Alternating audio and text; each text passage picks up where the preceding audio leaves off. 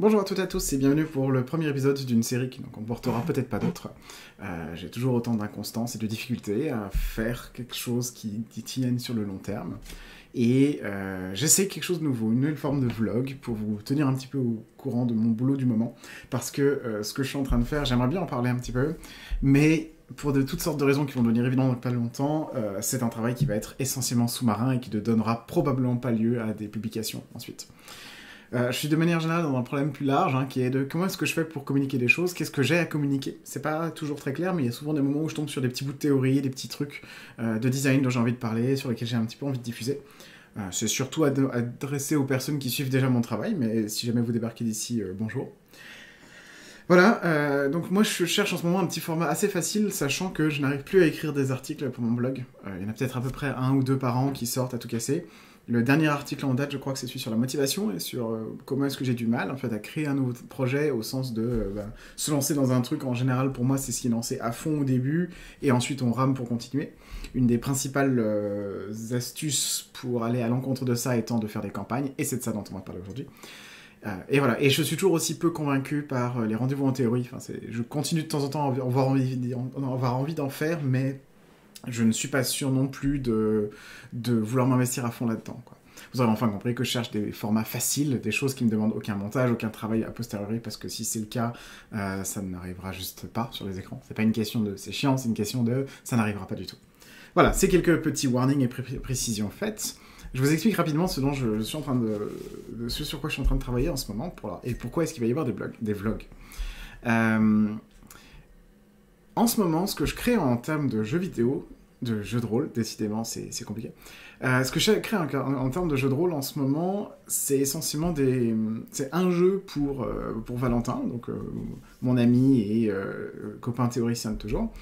Et de manière générale, j'ai une tendance en ce moment à chercher à créer les jeux auxquels je vais jouer ensuite, et puis ensuite ça s'évapore, quoi, ça s'en va. Peut-être le jeu qui a créé ça a été un basque que je ne désespère pas de sortir un jour, qui s'appelle Narcisse sous les étoiles, mais qui est chiant à écrire, je sais pas trop quoi en faire. Mais en tout cas, c'était l'idée à la base d'un jeu qui était vraiment spécifiquement pour avec une certaine personne avec qui je vais jouer, et qui n'a pas l'intention d'aller plus loin, c'est-à-dire un jeu qui n'a pas l'intention de toucher un plus large public.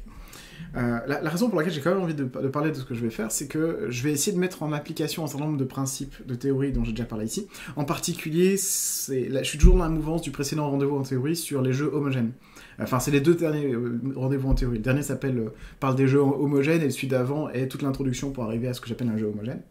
Donc je vous renvoie vers les vidéos en question pour en savoir plus, mais de base, il s'agit essentiellement de dire un jeu. Le gameplay homogène, c'est un gameplay qui ne sort jamais de la matière de base du jeu de rôle qu'est le langage.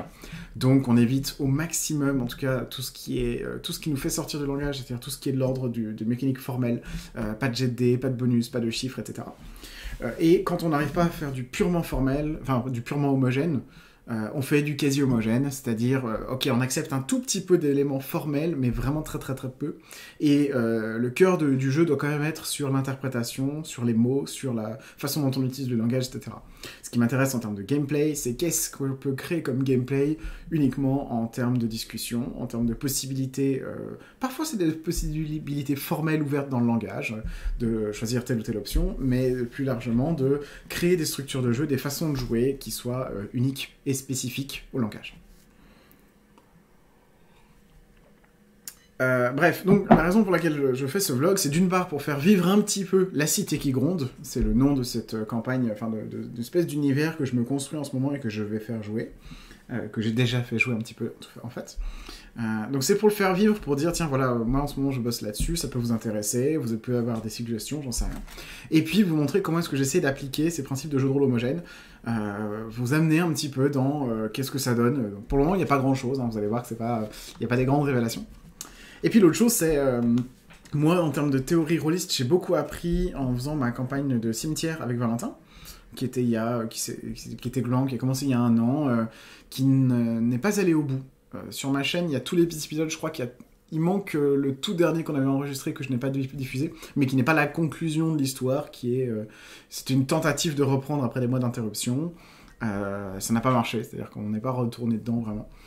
Et il n'y aura pas de conclusion à Cimetière. Peut-être un épisode ultime où on discutera avec Valentin de qu'est-ce qu'il y avait, de faire un petit peu le dessous des cartes, quoi, voir les coulisses, mais pas beaucoup plus. Par contre, comme j'ai beaucoup appris pendant cette campagne avec Valentin, et que je pense qu'on va apprendre d'autres choses là maintenant en jouant à La Cité qui gronde, je vais essayer de m'astreindre à ces vlogs aussi pour avoir... pour pouvoir faire ces petits retours de théorie. Je ne crois plus au fait qu'un jour je ferai des gros lives ou des gros articles pour tout intégrer et en donner de la théorie large, ou peut-être que je le ferai, mais en tout cas, en attendant de ça, ça me semble utile assez régulièrement de faire un petit point sur où est-ce qu'on en est. Voilà, donc je joue les dimanches, enfin les dimanches soirs, de sorte là je tourne un dimanche après-midi, nous sommes le 15 mai, et je me dis qu'il y a une chance que ça fonctionne comme ça, quoi. Que les dimanches après-midi, je fasse mes petits vlogs pendant que je prépare la partie de La Cité qui gronde, et puis le dimanche soir, on joue et on voit ce qui change. Voilà, cette longue introduction faite, avant d'aller un petit peu plus dans les détails, je vous parle rapidement de ce que c'est que La Cité qui gronde et de qu'est-ce qu'on joue là-dedans. Le point de départ, ça a été d'abord de faire un univers assez compact, condensé, qui permettent de jouer des histoires politiques de pas mal de formes différentes, et qui soit un support dans lequel on peut jouer pas mal de choses différentes, sous la forme de, disons, faire des jeux différents qui se passent dans le même endroit. Le coin en question, ça exploite une espèce d'obsession, un choc esthétique auquel je reviens assez souvent, c'est une vision un peu fantasmée de Paris révolutionnaire du 19e siècle. Donc, la cité qui gronde, donc ça se passe dans un endroit qu'on appelle juste la cité, qui n'est pas Paris, qui n'est pas la capitale de la France. Ça se passe dans un pays imaginaire, dans une cité imaginaire, mais elle en est assez inspirée par certains aspects, et notamment par les mouvements révolutionnaires qui la traversent. Mouvements qui vont en fait de... il faut imaginer une cité dans laquelle on a mis tout à la fois 1789, 1848, 1870, et même un petit peu de 1917, les grandes révolutions un peu toutes mixées ensemble, quoi. Avec en plus, à côté, toute une activité politique institutionnelle. Donc le pitch, enfin l'acte créateur un peu de cette cité, c'est de se dire, on joue 30 ans après la première révolution de cet univers-là, révolution qui a renversé le prince, qui est une sorte de monarque mal aimé, qui est toujours vivant. Il est emprisonné dans une tour. Et à la place de ce prince, on a maintenant une assemblée, un parlement, avec un fonctionnement assez bizarre, assez biscornu. Et le Parlement, globalement, c'est ce qui a le pouvoir assez large, institutionnel, sur le monde. C'est une révolution libérale. Les gens qui sont au pouvoir et qui ont la plupart des sièges de députés sont à la fois des industriels et des magiciens. Et eux, ils ont tous les pouvoirs qu'ils espéraient, c'est-à-dire essentiellement la libération de la presse, un droit d'entreprise, des choses comme ça. Je ne rentre pas beaucoup dans les détails parce que c'est pas précisément détaillé dans ce que j'ai écrit. Et je vais revenir là-dessus justement sur qu'est-ce qui existe effectivement dans l'écriture de La Cité qui gronde. Mais voilà, on a un cadre qui est globalement une sorte de post-révolution française, mais dans une cité qui en même temps est traversée par des mouvements sociaux très intenses. Il faut voir un peu que... Contrairement à 1789, en fait, il n'y a pas eu un Napoléon qui prend le pouvoir une petite décennie plus tard, et d'autre part, on imagine qu'il y a des mouvements syndicaux déjà assez forts qui se sont constitués, qu'il y a tout un front ouvrier qui est très marxiste dans l'esprit, quoi. Et ça nous amène à une situation qui est assez... ça gronde, justement. C'est-à-dire qu'il y a un appareil politique, le Parlement, qui marche pas très bien, qui a plein de bizarreries, plein de petites combines politiques dans tous les sens.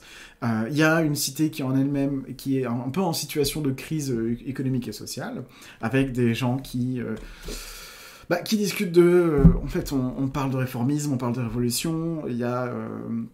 tout en même temps une espèce d'extrême droite quasi fasciste qui est en train de remuer les rues et d'essayer de casser des grèves. Bon voilà, il y a un peu tout ce qu'on peut vouloir voir en termes de mouvements sociaux, en termes de groupements politiques et révolutionnaires. Une des raisons d'ailleurs pour lesquelles je n'ai pas souhaité enregistrer et diffuser les parties, c'est que on parle de politique, de plein d'enjeux qui sont évidemment très graves, et même s'ils sont envoyés dans un cadre fictionnel, et autant tenir un discours structuré sur de la politique, pourquoi pas, mais la balancer comme ça en pâture à YouTube, je sais que vous êtes gentils et gentils, mais ça me fait quand même peur, quoi. Mais donc voilà ce que c'est globalement La Cité qui gronde en termes de cadre. J'ajouterai peut-être une autre fois qu'il y a quelques éléments surnaturels, j'ai parlé de magiciens, Ils sont un peu en retrait, mais il faut avoir essentiellement en tête que la magie, ça sert à faire des artefacts, et les artefacts, ça sert typiquement à faire marcher l'industrie. Bon, on va laisser ça de côté pour le moment, c'est un élément qui peut avoir une importance, mais qui est globalement mineur. La Cité qui gronde, par défaut, moi ce que j'avais en tête, c'était 3 choses différentes que j'avais envie de jouer. Des épisodes historiques de manière générale et avec un certain panache. C'est une question sur laquelle j'ai pas fini de réfléchir, mais l'articulation entre la politique dans un sens sérieux auquel on va croire idéologique, hein, c'est-à-dire pas juste la politique des petites manigances, mais vraiment la discussion des idéologies au milieu du jeu. Politique, mais à laquelle on va accorder parfois peut-être un panache romanesque qui n'est pas forcément toujours lui faire tout à fait honneur. Mais je sais pas, je réfléchis sur ce point-là, quoi. La question du panache, en tout cas, je la pose pour la laisser de côté pour le moment. Voilà, et donc essentiellement... Voilà essentiellement le genre de contexte qu'est la cité qui gronde. Donc c'est pensé pour plutôt du jeu tradi. En l'occurrence, là je me lance dans un MJ, un joueur ou une joueuse, un joueur en l'occurrence, parce que c'est un format que j'adore et je suis essentiellement addict à ça, mais rien n'empêcherait de jouer à plusieurs. Et les 3 angles que j'envisageais de jouer là-dedans, c'était quelque chose qui se passe vraiment dans les rues, au niveau d'une grève, au niveau d'un mouvement ouvrier dans lequel on appartient, et avec... on imaginerait quelque chose à mi-chemin entre le jour, un travail politique, une question des questions médiatiques, comment est-ce qu'on fait pour étendre la grève, comment est-ce qu'on fait pour faire marcher le mouvement, discuter avec d'autres et faire pression, peut-être faire une révolution, je ne sais pas. Et puis la nuit, toute la difficulté à tenir face à des forces de l'ordre, face à des fascistes, face à des dissidences, plein de choses comme ça. Et on va jouer donc l'histoire d'un mouvement ouvrier, mais avec des éléments magiques dont je ne parle pas pour le moment. La deuxième chose que j'avais envie de voir, c'était jouer à l'Assemblée même, c'est-à-dire jouer autour d'un député qui essaie de faire passer des lois, qui essaye de faire voter quelque chose, de gagner du pouvoir, du soutien, et ainsi de suite. Et puis la troisième chose que j'avais en tête, ça n'a pas grand-chose à voir, c'est jouer des étudiants magiciens. Les magiciens sont reclus dans une espèce de château qui domine la ville, duquel ils sortent pour leurs affaires publiques, mais les étudiantes, les apprentis en magie n'ont pas nécessairement besoin. C'est comme s'il y avait Poudlard juste au-dessus de Paris, peuvent rester dans leur château. Et ce qui m'intéressait, c'était de jouer ces personnages qui viennent juste étudier la magie et qui se retrouvent petit à petit pris dans des questions politiques qui les dépassent, mais auxquelles ils sont obligés d'avoir un rapport. Je laisse aussi ça de côté, j'en parlerai peut-être plus une autre fois, mais c'est pas mon focus du jour. Bref, avec Valentin, on fait aucun des 3. On va jouer les coulisses de l'élection d'un député.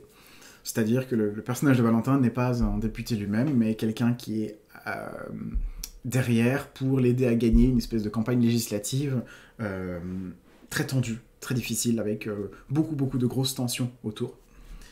Et on est parti pour un format, j'appelle ça format Netflix maintenant. C'est une saison de quelques parties qui ont été posées dans l'agenda, donc c'est sur les quelques prochaines semaines. Et à la fin, si on essaye de faire quelque chose un peu conclusif, mais si on veut continuer et aller plus loin, eh bien on peut commander une saison de plus, quoi. Et ça, reconductible à l'infini, mais a priori ça va pas non plus durer jusqu'à la fin du monde. Voilà donc, la Cité qui gronde, c'est ce pari révolutionnaire, les différentes campagnes, les différents axes de jeu sont là, et je vous ai donné en pratique celui qu'on va faire. Donc maintenant la question c'est comment est-ce qu'on joue et qu'est-ce qu'il y a de particulier dans ce qu'on joue, quoi. Et là il y a 2 gameplays à articuler, à faire se répondre. Il y a le gameplay au sens habituel du côté de la joueuse, c'est-à-dire qu'est-ce qu'elle peut faire, comment est-ce qu'on fait, en l'occurrence comment est-ce qu'on fait des scènes par exemple. Bon. Alors en l'occurrence on va utiliser quasi exclusivement du jeu sans règles, c'est-à-dire pour le moment on est vraiment très ça blablate, quoi, c'est-à-dire que c'est lui me dit ce qu'il veut le faire, je l'amène là, je décris les lieux, on avance, bon, vraiment du ultra standard, quoi. Et puis il y a aussi un petit peu de gameplay de MJ à discuter, c'est-à-dire comment est-ce que moi je fais jouer le monde en lui-même, quoi. Donc je vais peut-être parler rapidement du gameplay joueuse et puis ensuite parler du gameplay MJ. Et je terminerai, je vais me noter pour pas l'oublier, par ma première trouvaille pour le moment qui s'appelle le principe de naïveté, mais j'y reviendrai. Donc le gameplay côté joueur déjà, enfin plutôt dans l'interaction au sujet de que peut faire le personnage joué par Valentin, puisqu'on est dans un setting classique où je suis MJ et lui il joue un personnage.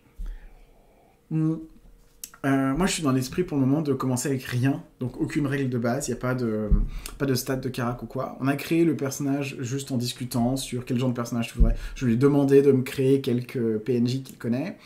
Moi, j'avais un paquet de PNJ en plus que je lui ai proposé de se lier à quelques-uns. Et essentiellement, on était partis, quoi. Et notamment, il y a eu une discussion pour savoir quel genre de capacité, de pouvoir il pourrait éventuellement avoir. Et on s'est assez rapidement mis d'accord sur l'idée, ce serait cool d'avoir quelque chose où le personnage a un don unique, une capacité magique, quelque chose de spécial qui lui permet d'outrepasser des limites et de faire des choses assez nouvelles et inattendues, quoi. Ça a donné lieu à un masque qu'il possède, un masque en argent qui lui permet de prendre le visage de n'importe qui une seule fois. Et donc de se faire passer pour quelqu'un d'autre. Évidemment, dans le cadre d'une campagne politique sur un temps resserré, ça va être assez important, quoi. Et je parle de temps resserré car justement c'est peut-être le principal élément de gameplay homogène qui est devant nous maintenant, c'est la campagne doit se passer en 3 jours. On a fixé les dates des élections, c'est 3 jours plus tard. Et donc on va jouer qu'est-ce qui se passe pendant ces 3 jours. Dans l'idée, il va falloir faire un maximum de choses. Le pitch, pour le dire très rapidement, c'est que les 2 députés qui s'affrontaient principalement autour de cette campagne sont d'un coup hors course. Tout à coup, ils sont plus du tout là, ils laissent le champ libre aux autres. L'élection est dans 3 jours, mais on ne va pas l'annuler, elle va continuer. Je note ça. Et donc, il faut en 3 jours faire la campagne d'un nouveau personnage, un nouveau député au milieu des mouvements. Bon bref, ça doit être très intensif. Et c'est là que ça crée du gameplay, parce qu'en fait, on se retrouve à jouer heure par heure. Avec un petit côté horloge du diable de Matthew Min, notamment. Je me souviens jamais avec qui d'autre est-ce qui travaille sur ce jeu. Mais bon, globalement, on va regarder un peu chaque heure ce qui se passe, qu'est-ce que tu fais. On a fait un plan très rudimentaire de la ville en se disant, bon, d'un quartier à l'autre, il y a 15 minutes de voyage, tel truc c'est dans quel quartier, tel truc c'est dans tel quartier, etc. Et en fait, rien que ça, une petite carte schématique et le temps qui passe, ça fait déjà du gameplay, parce que la question n'est pas tant d'accomplir une mission que de savoir qu'est-ce qu'on fait du temps qu'on a. Il y a que des bons choix d'une certaine manière, c'est-à-dire qu'il y a plein de bonnes choses à faire, et il y a que des mauvais choix d'une autre part, parce que la moindre décision du personnage se fait contre quelque chose d'autre. Si je décide d'aller enquêter sur tel journal pour essayer de comprendre pourquoi est-ce qu'ils ont publié tel truc, fatidiquement, je ne sais plus, je ne passe pas ce temps à faire autre chose, quoi. Voilà. Donc ça a été le premier truc un peu émergent, c'est que moi je savais qu'on allait jouer en 3 jours, mais du coup, très vite sur le board de jeu qu'on utilise, qui est un board Miro, on a mis un petit timer, quoi. Donc on a commencé à minuit le jour 1, ça commence au milieu de la nuit, et puis on a abordé, du coup, on augmente les heures petit à petit en fonction de ce qui paraît logique, quoi. Il n'y a pas de règle extrêmement formelle là-dessus, le seul truc formel c'est 15 minutes par cas, pour aller d'un quartier à un autre, mais c'est tout. Mais en tout cas, ça donne... Donc ça, c'est déjà des éléments pour lesquels on est d'accord que on est passé de l'homogène au quasi-homogène quand je fais ça. Quand j'utilise un board Miro, donc un truc extérieur sur lequel noter des noms de quartiers et le temps qui passe, on est déjà dans le quasi-homogène puisqu'on utilise un support autre. Mais ça reste très très léger, c'est pas des mécaniques qu'on va utiliser à l'intérieur du jeu, c'est juste des choses auxquelles on fait référence. Donc pour moi, ça valide le quasi-homogène, quoi. Bon. Voilà. Et le deuxième élément de gameplay émergent, parce que mon principe, mon objectif là avec Valentin, c'est qu'on construise un gameplay émergent et on construise les outils de ce gameplay petit à petit au fur et à mesure dont on a besoin. Alors oui, deuxième élément, je l'ai pas dit, mais du coup c'est ce fameux masque qui lui permet de changer de tête. De manière générale, tout ce qui est artefact en argent, en fait, tous les artefacts magiques de ce jeu sont tous des règles d'une certaine manière. Et donc, le troisième élément important, c'est... pour aller à côté de l'horloge, on a ajouté une petite liste de conditions. C'est-à-dire, on sent bien que quand il est 4h du matin et que le personnage a le choix entre aller se coucher et aller faire encore un autre truc pour essayer d'avancer les choses, un personnage de chair et d'os aurait peut-être intérêt à aller se coucher, mais si c'est une heure gratuite passée à faire quelque chose, c'est un gain. Donc on a décidé d'avoir une petite liste de conditions. J'ai écrit juste pour le moment, il est juste fatigué. Et on peut imaginer qu'il ait d'autres conditions ensuite, des choses comme épuisé, blessé, hagard, peu importe, mais des termes comme ça qu'on pourrait ajouter, et puis on pourrait imaginer de même que dormir quelques heures, ça permet d'enlever un niveau d'une condition. Il n'y a rien de plus qui a été dit pour le moment. On s'est à peu près dit que dormir 4 heures, ça devrait être la base pour descendre d'un niveau de fatigue. Et de toute façon, le personnage va finir un peu mal. Et on s'est dit aussi qu'il y aurait potentiellement accès à des drogues, des moyens magiques, des pouvoirs alchimiques, des éléments pour tenir un peu plus longtemps, donc éviter la fatigue, mais prendre le contre-coup ensuite, quoi. Voilà ce qu'on a déjà pour le moment. Je crois que ça fait déjà pas mal de boulot. Et essentiellement, on va continuer sur cette base-là. On va voir si la liste de conditions marche. Il faut voir qu'elles sont liées à aucun mécanisme concret. Il n'y a pas un truc du genre, si vous êtes épuisé 3 fois, vous êtes mort, ou je ne sais quoi. Il y a juste que c'est des éléments que je peux utiliser dans la narration, notamment pour infliger des choses au personnage. Ça va faire partie de ma... Enfin, informellement, en fait, ça va faire partie de mon interprétation. Est-ce que tu arrives à forcer la porte? Est-ce que tu arrives à faire tel ou tel truc? Moi, je vais regarder la liste de conditions et dire, oui, bah alors, un effort intense, oui, t'y arrives, mais t'en sors vraiment vidé. Je sais pas, t'essayes de rattraper le bonhomme en train de s'enfuir, mais vraiment tes jambes ne portent plus, ça marche pas, quoi. Donc l'idée, c'est ça, c'est que ce soit une liste à laquelle je puisse me référer, moi, pour construire mon interprétation au fur et à mesure qu'on avance. Je crois que beaucoup de... comment dire? Je crois que souvent dans les jeux de rôle où il y a des systèmes de conditions comme ça, si t'es blessé, t'as -2 sur tes jets, si t'as tel truc, tu peux plus utiliser telle option de tel move, peu importe. Je crois qu'assez souvent, ce genre de conditions, on a tendance à les utiliser déjà dans la fiction avant même de les faire, de leur donner une répercussion mécanique, quoi. Je crois pas qu'il y ait besoin qu'une blessure inflige un -2 au jet pour que être blessé impacte la fiction et impacte ce qu'on peut ou pas dire. Je crois même que c'est presque l'inverse, c'est-à-dire que dès l'instant où être blessé implique un -2 à un jet, on se dit, bon, ben, puisque c'est traité par ce -2, puisque la blessure est prise en compte par le -2, par ailleurs, je fais ce que je veux, et c'est le système qui s'occupera de me ramener à cette blessure. Donc voilà, c'est la croyance avec laquelle on travaille, en tout cas en ce moment, avec laquelle je travaille. Et c'est la base sur laquelle on joue, donc c'est la base sur laquelle on est en train de construire ce gameplay en ce moment. On verra bien si ça marche ou pas, qu'est-ce qu'on construit de plus, autrement, alternativement, s'il faut changer des choses. Est-ce qu'on donne des conditions Est-ce qu'on donne des conditions plus spécifiques, plus précises? Est-ce qu'il y a des trucs nouveaux qui interviennent? Et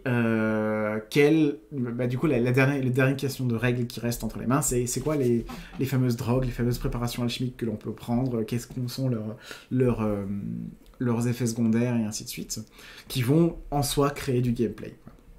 Voilà, je clôt ici la parenthèse, enfin l'explication sur le gameplay côté joueuse, ou en tout cas dans le gameplay interactif. Et je vais peut-être me concentrer un petit peu plus sur le gameplay de MJ. Je crois que j'ai déjà utilisé le terme de gameplay de MJ, mais je crois que c'est un truc dont on devrait parler un petit peu plus. C'est-à-dire, en tant que MJ, pas juste quels sont les outils dont je dispose, même si c'est un peu de ça dont je vais parler, quels sont les outils dont je dispose pour dérouler la fiction, mais comment je construis ces outils pour mon propre plaisir de jeu, en soi. C'est-à-dire, pour mon... qu'est-ce qui fait à quoi est-ce que moi je joue quand je joue à La Cité qui gronde, en gros. Et il faut voir globalement que pour moi le gameplay de MJ dans un truc comme ça va donc mon rôle de base, hein, le truc auquel il va répondre, c'est dérouler le terrain autour du personnage, à la fois en termes de décor, dire un petit peu ce qu'il y a, en termes de PNJ, qui est-ce qu'on peut rencontrer, qu'est-ce qu'ils font, en termes d'événements, ça c'est peut-être le truc le plus important et le truc auquel je suis pas très habitué, c'est-à-dire jouer des choses qui se passent indépendamment du personnage, pas juste des réactions, des conséquences, mais des choses qui se passent en dehors du lieu. Quand on joue à Cimetière, c'est très facile, il se passe rien, nulle part, à aucun moment, et là, c'est peut-être un peu l'inverse. On est dans une période très agitée d'une campagne qui concerne toute la ville et où tout se passe un peu en même temps. Donc il faut qu'il se passe des choses. Ça fait partie des préparations que j'ai. Et donc la tension qu'il y a un peu dans la construction de ce qui vient, elle se passe entre préparation et improvisation, globalement. Et plus précisément, elle se passe sur les termes suivants. D'un côté, si je prépare tout à l'avance, c'est-à-dire si j'écris en détail la ville, chaque quartier, des dizaines de PNJ, leur motivation, tout ce qu'ils veulent et tout, alors première chose, ça ne sort jamais. Si je fais comme ça, je ne sors jamais le jeu, malheureusement. J'ai beau avoir un peu de motivation à mettre dedans, je vois bien que j'ai pas l'espèce d'illumination que je peux avoir de temps en temps à gratter des pages et des pages jusqu'à mourir d'épuisement. Donc là, j'ai avancé sur quelques éléments, il y a des trucs que j'avais en tête depuis longtemps, que j'ai un petit peu rédigé, mais déjà, je vais avoir du mal à aller très très loin sur l'écriture. Mais l'avantage, par contre, de la préparation à l'avance, c'est le côté blorby, c'est-à-dire, donc je fais référence à la théorie du blorb, hein, qui est plutôt un truc d'OSR, mais qu'on étend très très très largement avec Valentin, avec assez peu de rigueur là-dessus peut-être, qui est de dire il y a des choses qui doivent être posées à l'avance de façon stricte et qui doivent rester posées strictement, afin de créer de la résistance, quoi. Si j'ai le droit à tout moment d'introduire des personnages qui changent complètement la donne, d'introduire des dynamiques, des trucs qui chamboulent tout, on perd en réel dans l'histoire. Donc je sais que ça c'est assez à contre-courant de ce qui se fait en général en alternative, où on aime bien pouvoir inventer et amener le truc qui va bien sur le moment, pour des raisons dramatiques, mais autour de Valentin et autour de ce que je fais avec Valentin, on est plutôt dans l'esprit de dire, si on veut qu'il y ait quelque chose qui ait de la résistance, qui ait de la résistance à laquelle on croit, il faut que ce soit solide, quoi. Je peux pas... le but, c'est d'éviter... l'exemple le plus frappant, il sort de très très loin, mais vous savez, dans les shonen manga de baston à la Bleach ou Naruto, où... Après 30 volumes et la mort du grand méchant ultime, on sort du chapeau un nouveau grand méchant surpuissant, encore plus puissant que le précédent, et qui sort un petit peu de nulle part, et où quand on lit ça parfois en tant que lecteur, on décroche, c'est-à-dire on se dit bon, je n'y crois plus, je ne vois pas la cohérence de tout ça. Quand bien même cette cohérence par continuité rétroactive, elle est là, il y a un moment de décrochage où on se dit juste les enjeux tels qu'ils ont été construits, la difficulté telle qu'elle a été construite s'effondre parce que l'organisation des choses, la structure du monde, des enjeux, de qu'est-ce qui est important, qu'est-ce qui ne l'est pas, est juste soufflé d'un coup. Donc je caricature un petit peu, mais c'est juste pour rappeler et préciser un peu ce problème de réel qu'il y a parfois dans la façon dont... le problème de réel qu'il peut y avoir à inventer au dernier moment, tout ce qui vient, quoi. Donc voilà, cette tension entre improvisation et préparation. Du côté de la préparation, du coup, le bon point, c'est d'avoir un côté blorby, et le problème, c'est évidemment la capacité à aller dans le détail, construire des trucs, sachant que même si j'avais la capacité à faire des dizaines de pages pour bien tout cimenter, dans 2 semaines, j'aurais tout oublié, j'aurais la flemme de me relire, et de toute façon, ça marchera pas, quoi. Mais alors, il y a à l'inverse, il y a en face du coup l'improvisation, la possibilité pour moi d'inventer sur le moment des PNJ, des machins, des bidules, ou plutôt, et c'est plutôt là-dessus que je me base, d'avoir des points de départ, des graines vraiment ultra minimales, typiquement des choses, alors je vais pas utiliser de table aléatoire, mais c'est typiquement ce qui aurait été des tables aléatoires en OSR, des listes de trucs dans lesquels piocher, et développer une idée sur le moment. Et donc, côté improvisation, c'est plutôt... Enfin, en fait, moi, j'ai tout un plan de base de la ville qui est déjà posé, j'ai des dates d'idées posées. C'est pas tant le plan, le truc important, c'est... j'ai des idées une espèce d'idée métaphysique générale, déjà. Comment fonctionne le monde, qu'est-ce qu'il y a d'autre que le réel, c'est quoi la magie, et puis ensuite, c'est quoi les institutions importantes avec lesquelles on bosser. J'ai déjà quelques idées sur comment ça marche le Parlement, comment ça marche l'Académie de magie, comment ça marche, c'est quoi les forces politiques en présence. Ça, j'ai créé à l'avance des partis politiques avec des idées, 2-3 trucs qui défendent, etc. Ce qu'il y a d'improvisé, par contre, c'est la majorité des PNJ. Alors, en général, ils ont juste... tous les PNJ ont juste 2-3 mots à coller à leur nom, pas plus. Et le but, c'est de pouvoir dérouler au maximum des personnages. On les sort un peu du chapeau et on les fait marcher, quoi. Bref, vous savez ce que c'est qu'improviser et vous savez comment ça marche. J'ai principalement 2 points à dire là-dessus. C'est premièrement, on a un petit peu réfléchi à comment est-ce qu'on fait pour improviser sans trop trahir la blorbiness qu'on voudrait, c'est-à-dire sans trop trahir cette dimension blorby où tout doit être fixé à l'avance et préparé. Donc, je vais noter blorb, d'une part, et puis d'autre part, comment est-ce qu'on fait pour... à quoi est-ce qu'on fait référence? Qu'est-ce qu'on écrit, quoi? Je vais commencer par ça, déjà. En gros, qu'est-ce que je prépare devant moi, quoi? Parce que on peut créer beaucoup de choses. Je pourrais construire des PNJ, en fait, je peux créer, je pourrais créer des quartiers, des bâtiments, je peux créer des partis politiques, je peux créer des éléments d'histoire, dire ce qui s'est passé à tant de temps. Je peux créer plein de choses comme ça. Et mon constat, à un moment, je me suis demandé, notamment, qu'est-ce que je fais au niveau des PNJ. Je me suis dit, tiens, mais en fait, les PNJ importants, ils peuvent venir d'un certain nombre d'endroits différents. Ça peut être des personnages dans des partis politiques, dans des syndicats, ça peut être des prolétaires, ça peut être des aristocrates, des bourgeois, ça peut être un peu toutes sortes de choses. Donc je pourrais avoir un tirage au sort là-dedans, et puis je pourrais tirer aussi au sort un détail un peu remarquable, qu'il soit physique, élocutoire, un truc qui reste en tête, et puis je pourrais tirer aussi certaines affinités caractérielles, des traits de caractère particuliers, un rapport avec la magie peut-être, des artefacts, etc. Et je me suis assez vite rendu compte que je pourrais comme ça faire une espèce de gros bloc aléatoire, une série de tables aléatoires pour tirer un PNJ au pif, qui pourrait d'ailleurs donner lieu à une combinaison sur Chartopia, quoi. C'est-à-dire tu cliques sur tirer un personnage et tu obtiens Gaston Bidule, 43 ans, syndicaliste, ex-UR, mais il a changé ses idées, il est plutôt du côté du PPS maintenant, et dans son passé, il y a une blessure de laquelle il se remet jamais vraiment, il a tué quelqu'un il y a 20 ans, et il sait pas trop quoi en faire. Bon, j'aurais pu faire une grosse matrice comme ça qui donne des tablateurs. Le problème, c'est que déjà, c'est chiant à faire, on revient là-dessus, et deuxièmement, ça fait beaucoup d'informations à traiter. Moi, je me suis rendu compte, notamment dans ma pratique de l'ESR, que avoir 150 millions de tables aléatoires entre les mains, c'est pas pratique, c'est pas quelque chose qui marche, même si elles sont bien organisées. J'ai joué notamment, je pense, à Into the Odd et à Veins of the Earth, que j'ai joué, où il y a pas mal de tables, où j'avais tous mes petits liens pour aller chercher la bonne table au bon moment et tout, et il y a 3 quarts de temps, je les oubliais, en fait. Je savais plus que ça existait. Pour faire appel à la table aléatoire de quand tu manges un truc, qu'est-ce qui se passe, il faut se souvenir qu'il existe une table aléatoire de quand tu manges un truc, qu'est-ce qui se passe. Or, quand je veux être dans l'interprétation, dans l'improvisation, et pouvoir faire couler le jeu devant moi, j'ai besoin d'avoir l'esprit libre à moi-même, c'est-à-dire je veux pouvoir réfléchir à des trucs. Donc je veux pas avoir à passer mon temps à chercher des tables aléatoires de partout. Donc plutôt qu'une grosse matrice de personnages aléatoires, ou alors une table Chartopia qui te sort tout de suite un profil avec plein d'éléments, je voudrais des listes dans lesquelles piocher, ça c'est vrai, mais je veux une quantité assez restreinte de listes. Donc là, on arrive sur un argument de potentiel ludique, pour ressortir le terme d'Acritarch. C'est-à-dire que je veux des listes dont les éléments à l'intérieur me créent beaucoup de jeux et soient directement facilement mobilisables pour tout ça. Donc par exemple, si je dis, je vais faire une liste d'occupations pour des personnages avec politiciens, syndicalistes, patrons, ouvriers, ouvrières, travailleurs, travailleuses, etc. Ça veut dire que c'est une liste pour laquelle, quand je crée un personnage, je vais me référer à cette liste pour en tirer un élément et ensuite travailler avec ça. Bon, ça va pas trop. Parce que quand je crée un personnage, je vais pas le définir uniquement par son occupation.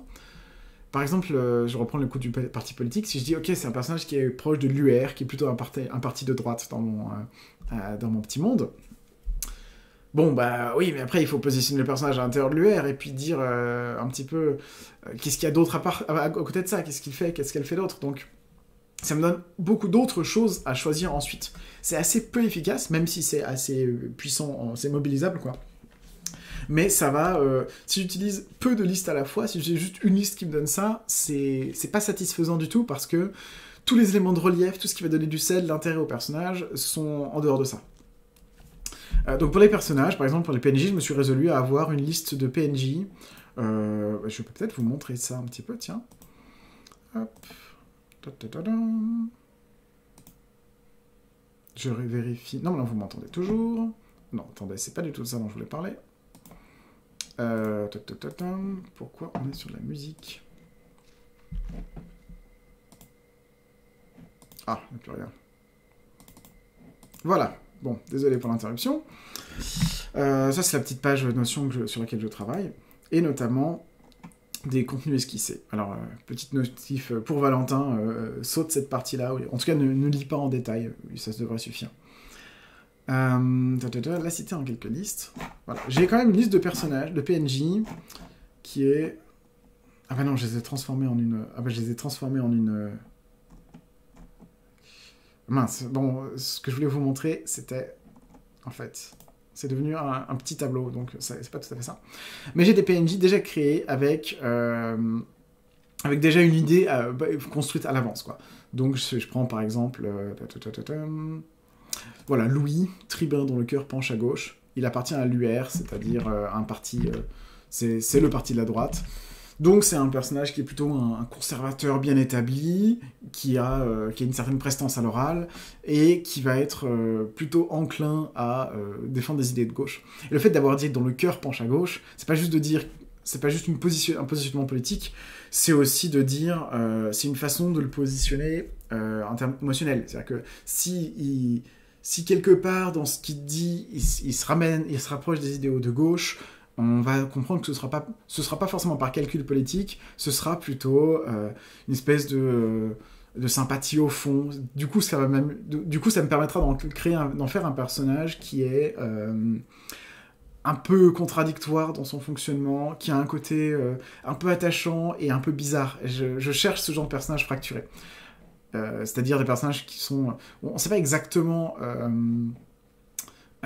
qu'est-ce qu'il a comme rôle politiquement là-dedans, quelle est la cohérence interne du personnage, mais on voit plutôt ces fractures. Paradoxalement, je trouve que pour créer un personnage qui marche bien en peu de mots, c'est pas tant la cohérence que l'incohérence qui marche bien, quoi, la fracture qui marche bien. Et est-ce que j'en vois un autre qui soit assez intéressant à mettre en avant? Bon, bref, pas trop.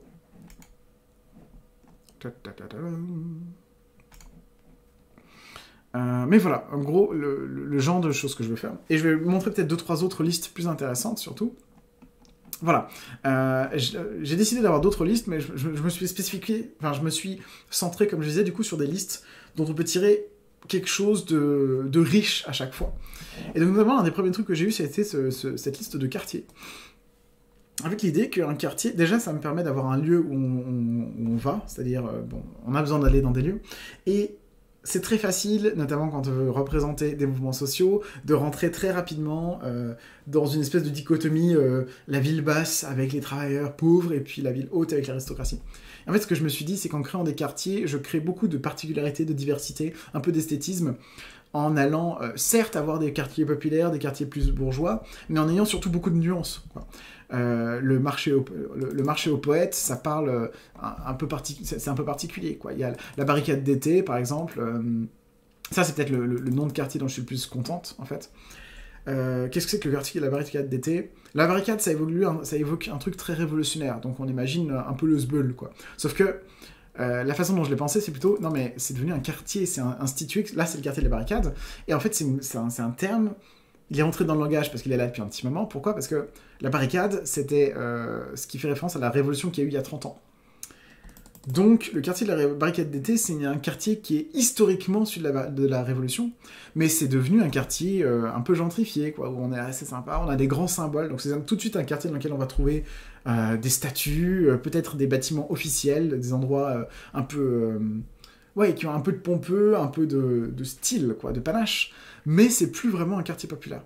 Par contre, ça reste un quartier symboliquement lié à la Révolution. Donc une révolution populaire qui montrait pourrait avoir envie symboliquement d'occuper le quartier de la barricade d'été, d'y reformer de nouvelles barricades, des choses comme ça. Et puis le fait que ce soit la barricade d'été, ça permet de se dire mais ça a eu lieu quand la révolution, est-ce qu'on se souvient et tout? Et ben au moins j'ai un point de base, ça a eu lieu en été. Et ça me permet d'ajouter un peu d'esthétisme. Je rebondis d'ailleurs, je viens de repenser à ça. Il y avait un épisode de Radio Rollist dans lequel Guylaine, le mignot, parlait de jouer dans des saisons. C'est-à-dire dire, quand on ne précise pas la saison dans laquelle on joue, printemps, été, automne, hiver, on joue dans aucune saison à la fois. C'est-à-dire aucune saison en même temps. On vit dans une espèce de saison neutre où il fait ni trop chaud ni trop froid, où il n'y a pas de feuilles mortes, ni de petits bourgeons, ni de grande chaleur, ni de neige, ni rien. Et je réalise maintenant que j'ai oublié de spécifier une saison. En fait, ajouter une saison à ce qu'on joue, c'est une façon de l'ancrer dans le réel, ce que je vais faire dès ce soir, je pense. Et en tout cas, si on dit que la révolution a eu lieu en été, ça crée une imagerie. Ça crée une imagerie d'une foule dans une espèce d'été torride, tous empaqués les uns contre les autres, un truc peut-être qui va nous faire étouffer, quoi. Mais bon, dont on se remettra. Voilà, donc j'ai les quartiers, j'ai des groupes et partis divers et variés, des événements politiques qui vont avoir lieu. Ça va jarter, plus ou moins. J'ai des noms de maisons, les maisons étant des grandes familles bourgeoises avec des pouvoirs, de la magie, etc. Donc pareil, les noms des maisons sont faits pour être à la fois un peu esthétiques, un peu symboliques, donner en même temps à penser les aristocrates comme reliés entre eux et ayant des liens de parenté, et pas juste des aristocrates comme des personnages isolés. Et puis, le nom de la maison donne quelques idées sur qu'est-ce qu'ils font, qu'est-ce qu'il y a de particulier à propos d'eux, etc. Pareil pour les noms de journaux. Bref, voilà, j'ai essayé de trouver des listes de noms dont je sais qu'elles vont être utiles, c'est-à-dire que je vais avoir des besoins à un moment de m'y référer.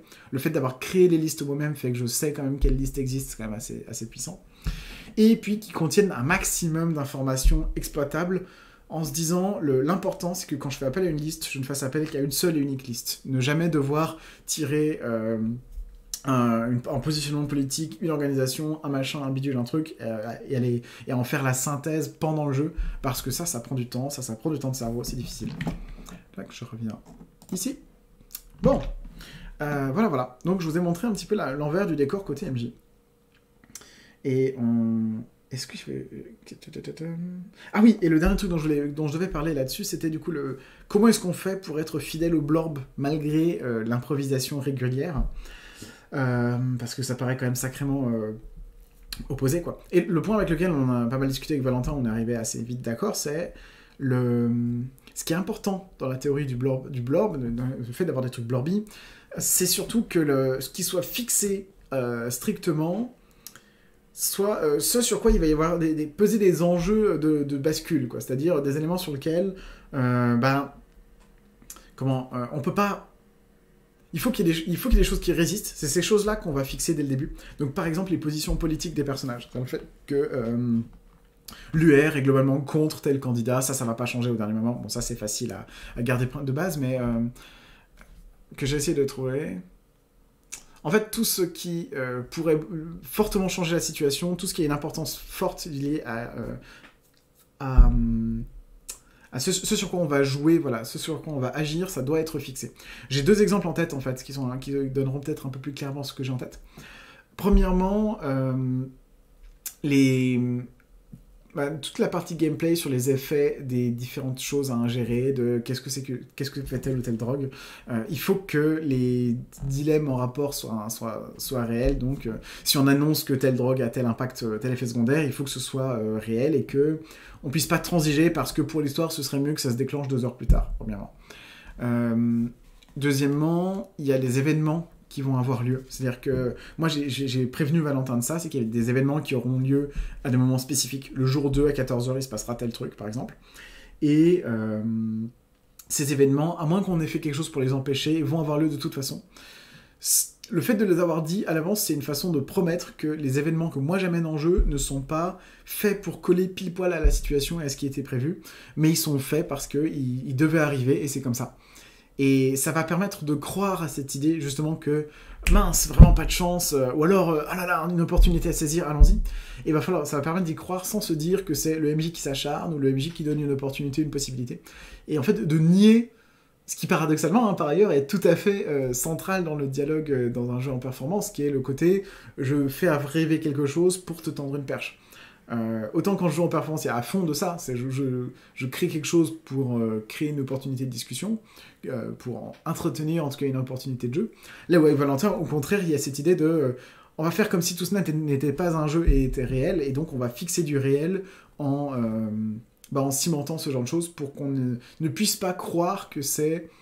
Pour que pendant le jeu, on ne puisse pas se dire là ça a été fait obligé pour, ça a été amené pour, quoi. Voilà, et puis plus largement, donc ça c'est vraiment, il y a 2-3 trucs comme ça sur lesquels je vais pas transiger, sur les événements, sur les forces en présence et tout.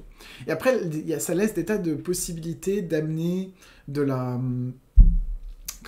Ça laisse des tas de possibilités d'amener de l'improvisation, notamment parce que, par exemple, prenez les personnages qu'on va rencontrer, on peut toujours se dire que dans un gros parti comme l'UR, j'en ai pas parlé, c'est juste le gros parti de droite, en fait, dans ce monde-là, dans un gros parti comme l'UR, on peut trouver des députés qui ont des idées de droite. Donc, j'ai pas de difficulté à inventer un nouveau personnage qui est de droite, qui appartient à l'UR, parce que on connaissait pas ce personnage, on connaissait pas ses orientations spécifiques, on savait pas ce qu'il avait l'intention de faire, mais c'était très raisonnable de croire que parmi tous les députés de l'UR, il y en a quelques-uns, on en croise un et il a des idées de droite, c'est tout à fait normal et attendu. Donc en fait, il n'y a rien de surprenant, il n'y a rien qui va à l'encontre... Enfin, c'est pas une question de surprise.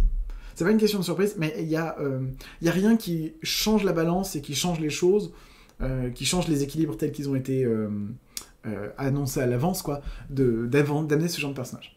Et finalement, ce que ça amène, ce genre de discussion, mais je vais pas rentrer trop dans le détail parce que j'aurai peut-être l'occasion d'en parler une autre fois, c'est vraiment une question de... Moi j'appelle ça la métaphysique, mais c'est c'est quoi les concepts fondamentaux, les choses qui agitent le monde plus profondément que juste les PNJ et les choses particulières, quoi, les choses contingentes.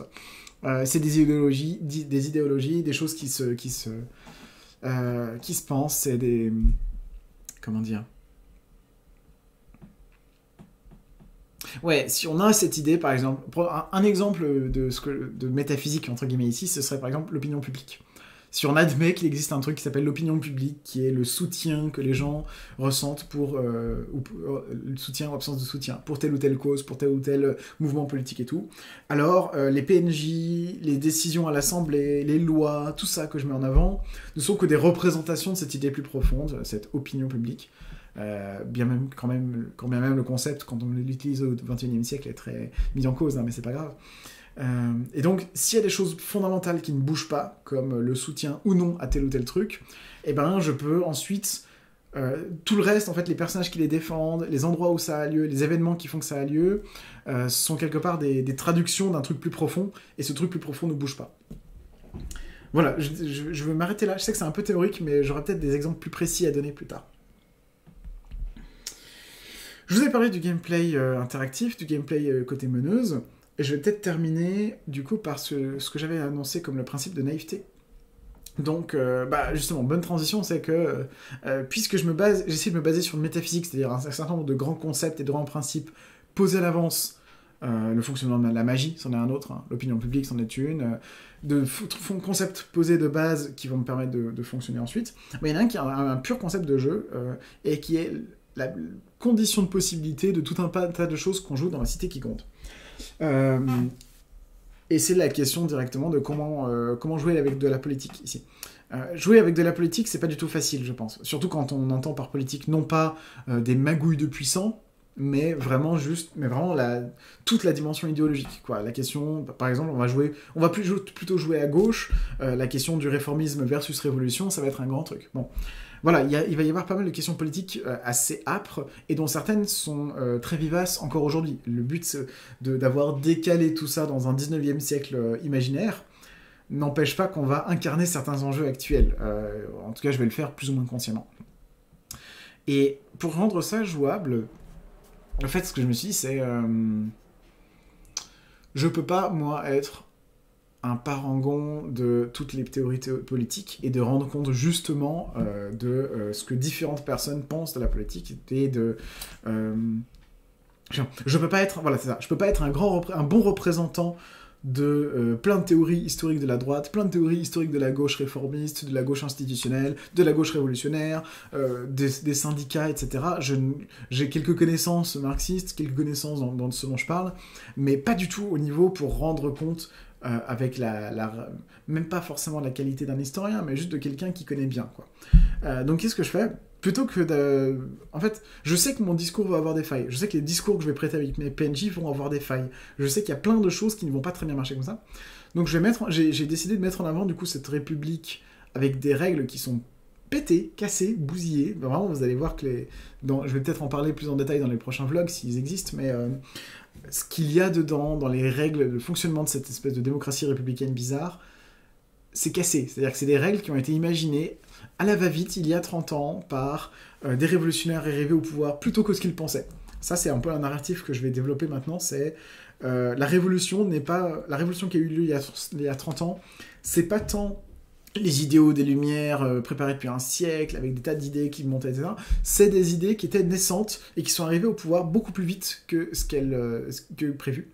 Donc la première constitution a été écrite à la va-vite, on a construit le Parlement, on l'a remanié 12 000 fois, et en fait on arrive à une situation qui est... ça commence à se tasser un peu, on commence à avoir des institutions qui fonctionnent, elles fonctionnent mal, elles sont basées sur des idées bêtes parfois, il y a des trucs complètement aberrants. L'idée c'est du coup de se dire, il y aura des failles dans ce fonctionnement. Je ne vais pas essayer de rendre compte d'une démocratie bien pensée, bien huilée, bien pertinente. Au contraire, tout est formé de règles, de choses mises en place, d'idées qui brassent naïvement par des gens qui ne se rendent pas encore compte des erreurs ou des failles qu'il y a dedans. Parce que comme ça, toutes les failles qu'il y aura, elles seront discutables à l'intérieur de la fiction. C'est-à-dire que il y aura des tas de problèmes dont on va parler. Dès l'instant où Valentin et moi on voit une faille dans le système politique, ben on va tout de suite imaginer qu'elles sont exploitées ou exploitables en tout cas, et ainsi de suite. Je fais un petit parallèle historique quand même, parce que j'ai en tête un truc sur la Troisième République en France, qui est un bon exemple d'une de ces failles que je trouve assez fun. Sous la Troisième République, quand un député se présentait aux législatives, il ou elle pouvait se présenter dans autant de circonscriptions qu'elle le voulait. Donc, ça menait à des situations dans lesquelles... alors, quand on se faisait élire dans plusieurs circonscriptions, il fallait qu'on en choisisse une dont on prenait le mandat et puis on abandonnait les autres.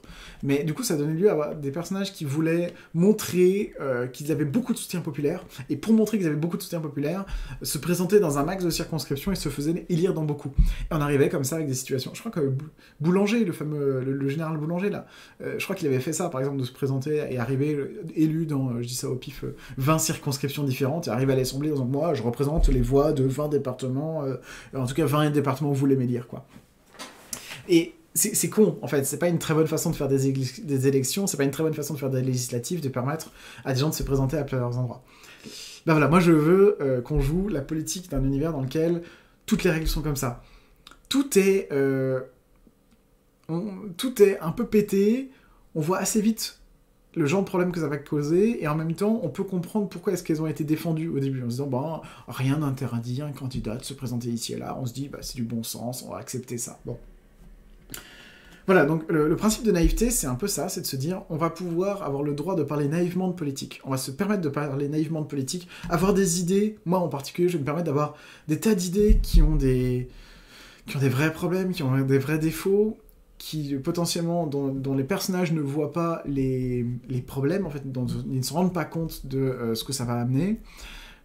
Et je vais mettre, et par ailleurs, les idées qui sont déjà en place, qui ont déjà été acceptées, sont pleines de failles, dont tout le monde se rend compte, dont tout le monde joue, etc.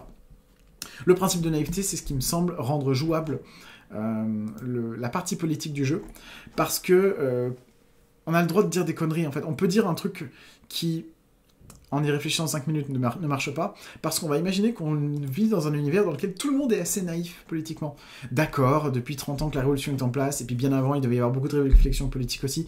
D'accord, depuis 30 ans, il y a quand même pas mal de choses qui ont été testées et qui ont été comprises, quoi. Mais, voilà, on a le droit de dire de la politique bêtement. Je crois que c'est un des deuxièmes éléments avec la distance par rapport au présent, qui va permettre de jouer de la politique, au moins un petit peu, d'en parler un petit peu, même si ce ne sera pas forcément le cœur des discussions. On va plutôt jouer, j'avoue, on va plutôt jouer du côté magouille que du côté idéologique. Mais, au moins j'ai ce principe, j'ai cet objet-là avec lequel je peux travailler, qui est le principe de naïveté, et qui, moi, me permet de mettre en avant des idéologies, des principes et des fonctionnements assez bizarres et assez dysfonctionnels, ce qui permet de prendre un peu l'air, de montrer aussi des idées de politique qui n'existent pas chez nous, en disant « Ah oui, imagine si les commissions se passent de telle ou telle façon et qu'on peut faire ceci ou cela. » Par exemple, voilà, je donne un exemple, pour en dire un truc qui vient de la cité qui gronde et pas de notre monde. Dans la cité qui gronde, donc les députés font tout, hein, c'est un régime parlementaire, il n'y a pas de président. Et... les circonscriptions... en fait, tous les votes se passent uniquement à Paris, se passent uniquement dans la cité. Ils sont tous centralisés là-bas. Donc, en fait, quand on veut voter pour un député, il faut faire le déplacement jusqu'à la cité pour voter sur place. Et ça amène une situation où concrètement, la majorité des députés se font élire depuis la cité en elle-même. C'est-à-dire que les 90-95% des députés viennent de la cité, vivent dans la cité, restent à la cité, et ne sont jamais allés dans les circonscriptions d'où ils prétendent se faire élire. Ils font juste venir des gens de temps en temps comme ça. Et à la majorité, dans l'Assemblée, il y a 5% à peu près de députés qui viennent d'autre part, qui sont vus comme les provinciaux et qui n'ont à peu près aucun poids politique. Et c'est complètement con. Enfin, il y aurait un truc beaucoup plus pertinent à faire, il y aurait une façon de mieux s'organiser pour faire en sorte que les députés représentent fidèlement le territoire et les intérêts des gens. Mais c'est pas du tout le cas. Il y a que les intérêts de la cité qui sont représentés à l'Assemblée et on oublie complètement le monde autour. Voilà, ça c'est un exemple d'une règle qui m'est bien utile, qui me permet d'ailleurs de tout centrer sur la cité et de ne pas beaucoup parler du monde qui est autour. Et je vais faire d'autres choses comme ça, quoi. Il y aura des comités, des commissions, des attachés parlementaires inutiles, des choses comme ça, un peu dans tous les sens, pour me donner le droit de manipuler des objets politiques que je ne connais pas. Je serais incapable de faire un jeu qui se passe dans la politique de l'Assemblée nationale actuelle, par exemple, parce que j'en connais absolument pas le fonctionnement. Mais là, je peux y aller. Voilà, donc je vous ai parlé un petit peu déjà de pas mal de choses qui sont sur la table actuellement dans la Cité qui gronde et dans ce projet que j'ai depuis un petit moment, en fait. Et des différentes formes de gameplay qui interagissent, la façon dont on peut faire du gameplay malgré la contrainte d'homogénéité ou de quasi-homogénéité. Et je pense qu'on est arrivé au bout pour aujourd'hui. Peut-être que dans les épisodes suivants, je vous parlerai un petit peu avant chaque partie, parce que ce soir il y a une partie. Avant chaque partie, je parlerai peut-être un peu de qu'est-ce que j'ai préparé, qu'est-ce que j'ai changé, qu'est-ce qu'il y a de nouveau, etc. Mais là, pour un premier épisode, en tout cas, on a fait bien assez long comme ça. Je vous félicite de m'avoir écouté jusqu'au bout. Et puis j'espère vous retrouver du coup la semaine prochaine ou de temps en temps. Voilà, une fois de plus, aucune promesse qu'il y ait une suite à ceci, aucune promesse de quoi que ce soit. Et simplement, peut-être que ça continuera. Bon, merci de m'avoir écouté, et puis n'hésitez pas à continuer un petit peu dans les commentaires. C'est vrai que je réponds assez peu, en général, je suis désolé de ça. Je passe pas tant de temps que sur YouTube, et puis j'aime bien avoir mon petit confort chez moi, quoi. Mais bon, vous avez il y a quand même cet espace de commentaires, j'en parle plus que Discord, parce que je suis de moins en moins présente sur les CA. C'est aussi pour ça que je fais ces vlogs, c'est-à-dire pour donner à voir un petit peu ce sur quoi je bosse, indépendamment de Discord et de mes différents canaux de communication que j'utilise de moins en moins pour parler de jeux de rôle. C'est pas forcément une dynamique finale, peut-être que ça reviendra. Mais enfin bon, bref. Voilà, je vous dis à la prochaine fois, peut-être, et puis prenez soin de vous. Ciao.